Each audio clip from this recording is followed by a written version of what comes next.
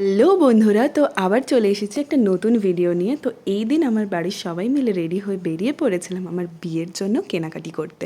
Main উদ্দেশ্য ছিল বিয়ের জন্য বেনারসি কেনা আর বাড়ির সবাই যা যা পরবে তার জন্য কেনাকাটি করা। তো আমরা প্রথমেই চলে গিয়েছিলাম মেট্রো করে শ্যামবাজার, আর শ্যামবাজারে আমরা গিয়েছিলাম বেনারসি নিকেতন। আমি গিয়েই শুরু করেছিলাম আমার বিয়ের জন্য বেনারসি দেখা। তো এখানে প্রচুর বেনারসি আমাকে দেখাচ্ছিল, কিন্তু আমার একটাও পছন্দ হচ্ছিল না, কারণ আমি মনের মতো কিচ্ছু পাচ্ছিলাম না আর মনটা খারাপও হয়ে যাচ্ছিল, ভাবছিলাম পাবো না নাকি।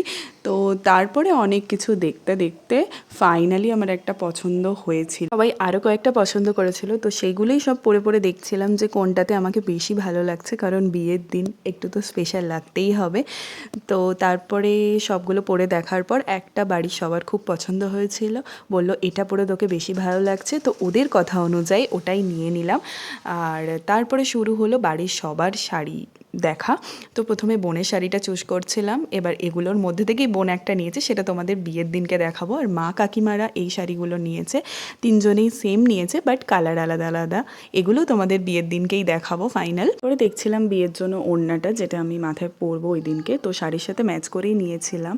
তারপরে কিচ্ছু ক্লিপ তোলা হয়নি, এই এত কিছু শপিং করে পেয়ে গেছিলো জোরে খিদে। তারপরে বেরিয়ে একটুখানি সবাই মিলে ধোসা খেয়ে নিয়েছিলাম। তারপরে ব্যাগপত্র নিয়ে মেট্রোর দিকে রওনা দিলাম, কারণ এবার বাড়ি ফেরার পালা। সেদিনকে মেট্রো এত ভিড় ছিল, কেউ একটাও বসতে জায়গা পায়নি। মেট্রো থেকে নেমে ব্যাগ বইতে বইতে সবার মাথা খারাপ হয়ে যাচ্ছিল, আর বিয়েবাড়ির আনন্দে কারুরা সেটা মনেও হয়নি। তারপর টোটো করে ফাইনালি বাড়ি ফিরে এলাম। আজকের মতো বাই।